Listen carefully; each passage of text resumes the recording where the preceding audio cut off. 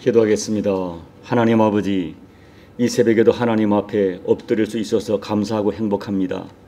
오늘도 엎드려 하나님 말씀에 귀를 기울이며 엎드려 간구하는 우리의 모든 간구를 들으시는 하나님을 믿습니다.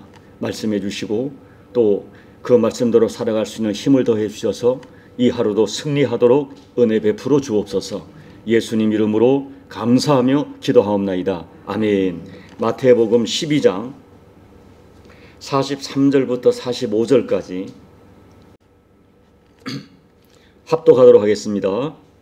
더러운 귀신이 사람에게서 나갔을 때에 물 없는 곳으로 다니며 쉬기를 구하되 쉴 곳을 얻지 못하고 이에 이르되 내가 나온 내 집으로 돌아가리라 하고 와보니 그 집이 비고 청소되고 수리되었거늘 이에 가서 저보다 더 악한 귀신 7을 데리고 들어가서 거하니 그 사람의 나중 형편이 전보다 더욱 심하게 되었느니라. 이 악한 세대가 또한 이렇게 되리라. 아멘. 오래전 이야기입니다. 평소에 새벽기도를 나오지 않던 집사님 한 분이 갑자기 새벽기도를 나오기 시작했습니다. 꾸준히 한 달 이상을 나오시는 것입니다. 무슨 문제가 있나 싶어서 알아봤더니 이분이 3층짜리 자기 집을 짓는 중이었습니다. 드디어 집이 완성되고 교우들과 함께 감사 예배를 드리고 잔치도 벌렸습니다. 모든 것이 잘 되었다 싶었는데 집사님이 갑자기 어느 날부터 새벽기도를 나오지 않는 것입니다. 새벽기도뿐 아니라 아예 교회를 나오지 않는 것입니다. 웬일인가 싶어 신방을 했는데 다시는 교회를 다니지 않겠다고 완전히 되돌아 앉는 것입니다. 잘 달래어서 알아보니 이유가 있었어요. 자, 어렵게 땅을 마련하고 집을 지으면서 한 달간 새벽기도를 했는데 업자를 잘못 만나 집이 부실로 지어진 것을 알게 되었습니다. 그 당시에 신문에 크게 언론에 크게 났었거든요. 왜 그렇게 정성을 쏟아 기도했는데 우리 집이 부실업자에게 맡겨져야 하느냐라고 항변하면서 하나님이 자기 기도를 들어주지 않았기 때문에 그런 하나님은 믿지 않기로 했다는 것입니다. 마음이 너무나 돌아앉아서 설득이 되지 않았습니다. 자, 여러분, 이분의 문제가 무엇일까요?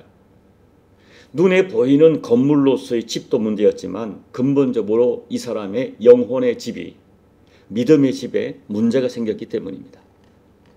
성도 여러분, 우리도 인생의 집을 잘 지어야 합니다. 왜 우리가 집 짓는 일에 관심을 가져야 하는가 하면 고린도전서 3장 10절 이하의 말씀을 보면 우리 인생을 건축으로, 우리 인생의 집을 짓는 건축자로 비유하고 있기 때문입니다. 사람들이 눈에 보이는 그 집을 짓고 장만하듯이 우리 모두는 눈에 보이지 않는 신령한 집을 짓는 건축자라고 말씀합니다. 그리고 우리의 집이 잘 졌는지 아니면 부실공사인지 반드시 심판받을 날이 있다고 말씀하시기 때문입니다. 그날에 불로 우리 인생을 심판할 때 어떤 집은 불에 타서 없어지고 어떤 집은 견고하게 남아있다고 말씀하기 때문입니다. 그리고 집을 잘못 지었을 때 당하게 될 아픔이 너무나 크기 때문입니다. 우리가 오늘 본문 말씀을 깊이 묵상하며 깨닫는 지혜가 있습니다. 그것은 집을 짓는 것도 중요하지만 그 집의 가장 중요한 가치가 무엇인지 그것을 주님께서 정확하게 말씀하고 계십니다. 우리는 보통 평수도 넓고 위치도 좋고 좋은 재료로 지어지고 그리고 학군도 좋고 이웃도 좋은 그런 집이면 좋은 집이라고 말할 것입니다. 그런데 오늘 말씀에서 주님께서 좋은 집과 나쁜 집을 평가하는 절대 기준이 오직 하나 있는데 그것은 그 집의 주인이 누구냐 하는 거예요. 그 집에 누가 주인으로 살고 있느냐, 이게 가장 중요하게 보시는 것입니다. 아무리 초라하게 보이는 천막이라 할지라도 하나님께서 그곳에 계시고 하나님께 예배하는 집이면 성막이라고 부릅니다. 그 집의 가치를 매길 수가 없습니다. 그러나 아무리 많은 돈을 들인 화로운 집이라 할지라도 도적에 살면 우리는 도적의 소굴이라 부릅니다. 결국 집의 가치는 그 집의 주인이 누구냐, 이거에 따라 완전히 달라지는 거예요. 여러분, 안타깝게도 많은 사람들이 잠시 살다가 이 땅의 집, 내 육신이 거할 집의 가치는 큰 관심을 가지지만 하나님 앞에 영원히 평가받을 내 영혼의 집의 가치에 대해서는 깊이 생각하지 않습니다. 오늘 말씀은 우리의 심령의 집에 대하여 말씀하는 거예요. 오늘 주님께서는 너 심령의 집에, 네 영혼의 집에 누가 주인으로 살고 있는가? 너의 심령의 집은, 믿음의 집은 견고하게 세워져 있는가? 그걸 묻고 계십니다. 자, 오늘 말씀은 그런 의미에서 우리에게 굉장히 중요한 교훈을 두 가지 던져줍니다.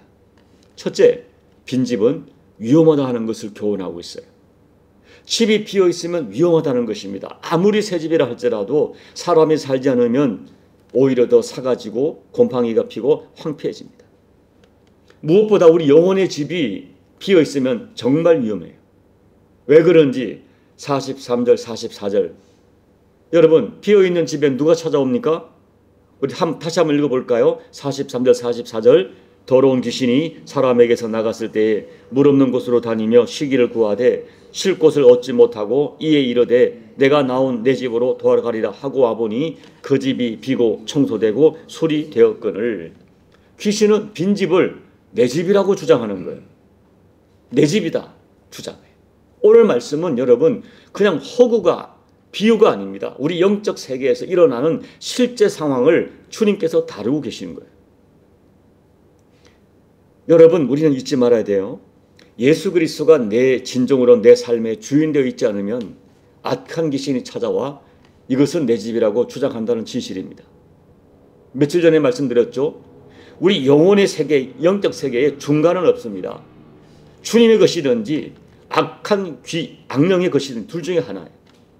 보이지 않는 배후에서 우리 인격을 약탈하고 우리 정신세계와 가치관을 황폐하게 만들어서 우리 영혼을 파괴하고 우리 인생을 약탈하는 악령의 역사가 여러분 진실이라는 것입니다.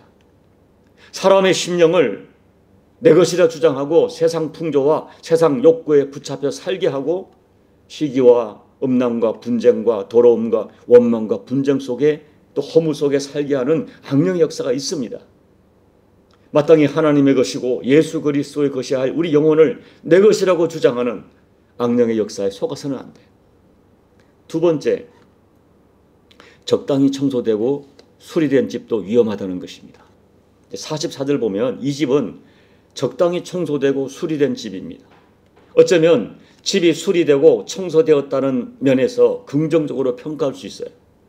그러나 그럼에도 불구하고 그 집에는 주인이 없기 때문에 악한 귀신이 들어왔다는 거예요. 청소되고 수리됐다는 것은 무엇을 의미합니까? 예수 믿고 교회를 다닌다고 하지만 아직도 정확하게 예수님이 그 사람의 인생의 진정한 주인이 되지 못하고 그냥 적당히 자기 행실을 고쳐가는 종교인을 말합니다. 술 끊고 담배 끊고 윤리와 도덕적으로 어느 정도 착해지고 자기 행실을 적당히 고쳐가는 사람입니다. 여러분, 착하게 살고 자기 삶의 부끄러운 부분을 털어낸다는 또 애쓴다는 것은 분명히 귀한 일이에요. 그러나 윤리적으로 내 삶의 먼지를 털어내고 청소하는 것을 신앙이라고 말하지 않습니다. 기도하고 구제하고 선교하고 헌신이라는 종교적 행위가 아름답고 귀한 것은 분명하지만 그 행위 자체가 반드시 예수님이 그 사람의 인생의 주인된 증거라고 할 수는 없어요. 주님 요구하시는 참된 신앙은 적당히 자기를 개혁하고 적당히 고쳐가고 적당히 종교적 행위를 하는 것이 아니라 오직 예수님이 진정으로 온전히 내 인생의 주인으로 모셔져 있느냐라고 묻고 계세요. 자기 행위로 자기를 청소하는, 그래서 자기 행위를 자랑하는 이 바리새인과 서기관과 같은 종교인이 아니라 예수 그리스도의 피로 정결하게 되고 그 예수님을 내 인생의 진정한 주님으로 모시고 남은 인생을 살아가는 이유와 목적과 방향과 내용이 내 안에 계시는 주인 대신 예수님을 따라 살아가는 사람입니다. 갈라디아서 2장 20절 바울의 고백처럼 내가 그리스도와 함께 십자가에 못 박혀나니 그런데 이제는 내가 사는 것이 아니요 오직 내 안에 그리스도께서 사시는 것이라. 이제 내가 육체 가운데 사는 것은 나를 사랑하사 나를 위하여 자기 자신을 버리신 하나님의 아들을 믿는 믿음 안에서 사는 것이라. 인생의 주인이 완전히 바뀐 사람이죠. 우리는 겉만 청소하고 수리된 사람을 종교인이라고 부릅니다. 이 바리새인과 서기관들이 겉만 청소하고 수리된 정도가 아니라 나중에는 악한 귀신이 들어가서 더 악하게 되었어요. 예수님을 죽이는 일에 앞장서는 무서운 사람이 됩니다. 여러분, 종교인들은 무서워요. 자기 의의를 자랑하고 자기 종교로 남을 판단하고 정죄합니다. 그 사람들의 실상을 살펴보면 결코 예수님을 주님으로 모신 사람들이 아니에요. 이 사람들은 자기 죄 때문에 크게 울어본 적이 없습니다. 하나님 말씀을 붙들고 통곡하거나 그 말씀대로 살기 위하여 자기의 십자가를 지고 살아가지 않습니다. 내가 죽어 너를 살리는 십자가 영성으로 살지 않습니다. 성령 충만이 무엇인지 알지 못할 뿐 아니라 성령님을 간절히 사모하지도 않습니다. 그냥 교회를 다니고 예수를 믿지만 여전히 이 세상 가치에 이끌려 살면서 하나님과 영원한 나라에 인색합니다. 우리는 한마디로 그런 사람을 교회 다니는 종교인이라고 부릅니다. 그 마음에 진정한 의미에서 예수님이 주인이 아니에요. 그래서 예수님이 물으세요. 너희는 왜 나를 주여 주여 부르지만 내 말대로 살지는 않느냐? 이 악한 자들아, 내가 너를 도무지 알지 못한다 라고 말씀하는 거예요. 이런 사람이 위험하죠. 종교인이 더 위험해요. 43절 44절 말씀을 보면 사탄은 지금 두루 다니면서 빈집을 찾고 있습니다. 빈집을 찾으면 그 사람 심령을 내 집이라고 주장하고 다른 귀신 7을 더 데리고 들어와서 장악하다. 그래서 그 사람을 계속 그냥 종교인으로, 교회를 다니는 종교인으로 살게 합니다. 사탄은 끊임없이 우리를 그냥 도덕적인 사람, 인격적인 사람, 종교적 열심을 가지고 살게 하겠지만 여전히 그 중심의 심령의 주인 예수 그리스도를 모시고 살지를 못하게 미혹합니다. 이런 사람이 위험해요. 그래서 귀신이 더 악한 귀신을 데리고 나를 장악하기 전에 내가 진지하게 예수 그리스도와 나와의 관계를 진지하게 정직하게 점검해야 됩니다.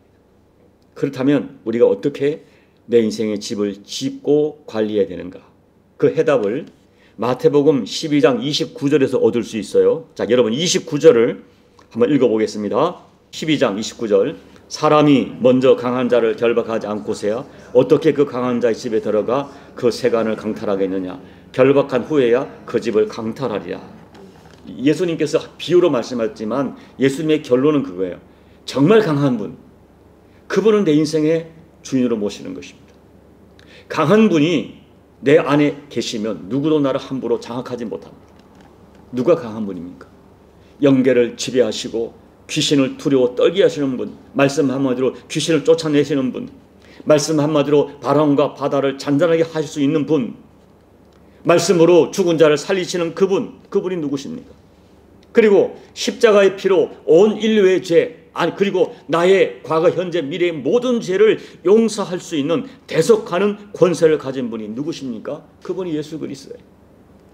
그래서 강하신 그분을 내 인생의 주님으로 모시고 그분이 나를 지배하고 그분이 나를 소유하시면 원수 마귀가 내 역사할 수 없습니다.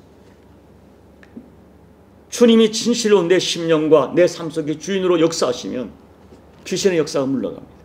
두려움과 불안이 물러가고 허무가 쫓겨가고 원망이 사라지고 불평과 더러움이 사라지고 내 인격과 삶을 좀먹던 어둠의 세력이 다 끊어지게 됩니다.